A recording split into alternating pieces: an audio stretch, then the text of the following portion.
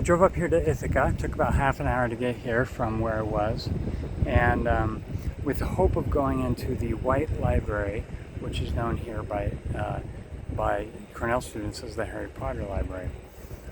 However, once I got here, I finally realized, and I should have researched this better, that in order to get in, you have to be a Cornell student, and there's somebody who mans the desk. I figure I'm going to go look. Maybe I'll get lucky. Maybe no one will be here. It's summer after all, so maybe things are a little looser.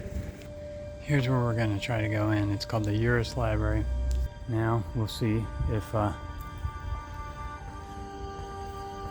again, they say that there's an app where you go to kind of reserve a seat, and that's the only way you get in here.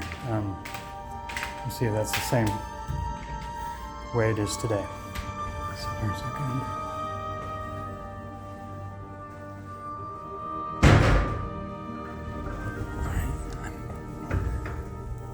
I'm in the inner sanctum. There's no one at the desk.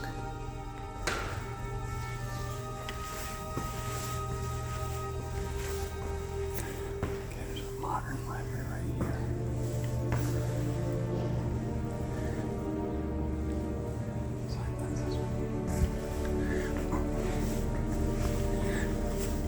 It's right here.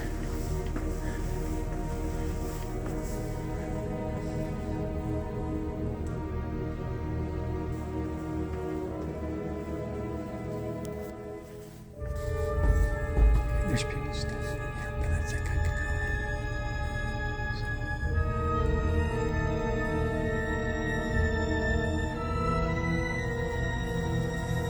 in. So I guess I'll just go in.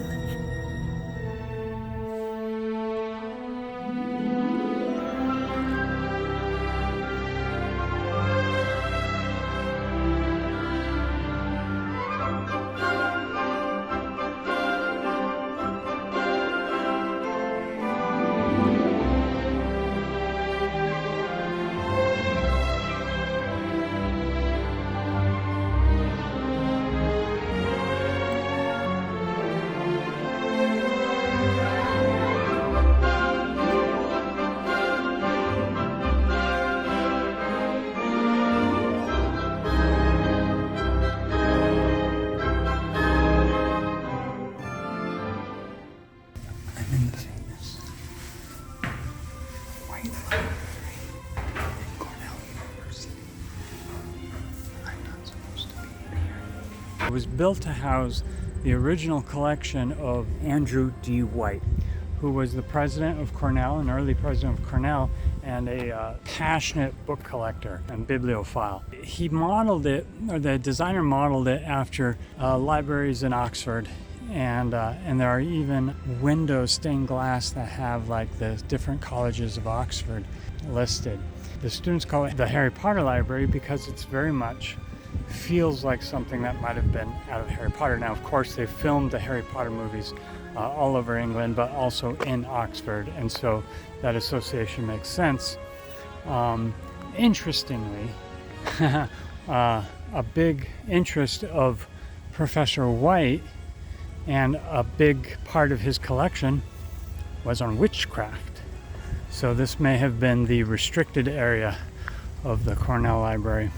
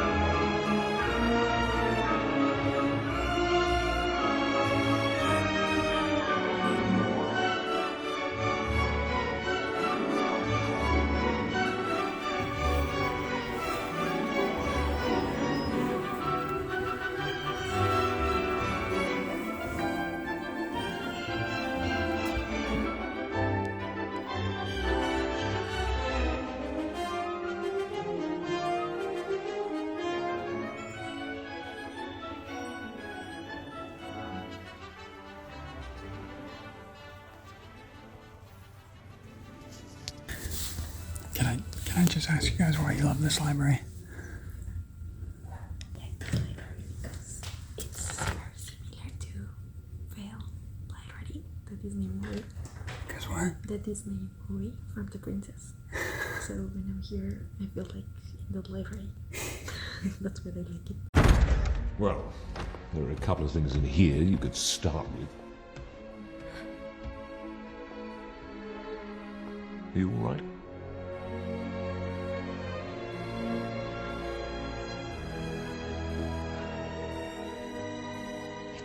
Wonderful.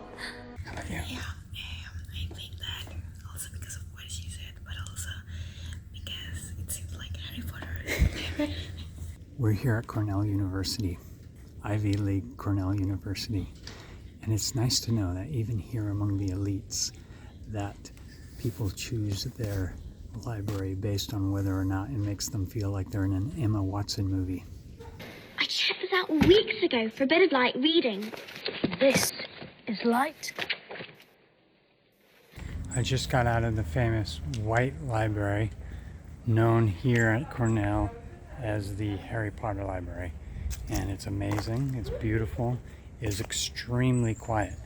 I'd heard that only Cornell students are allowed to get there and really to study. I mean, there's only about, I would say about under 40 seats in the whole place, maybe under 30.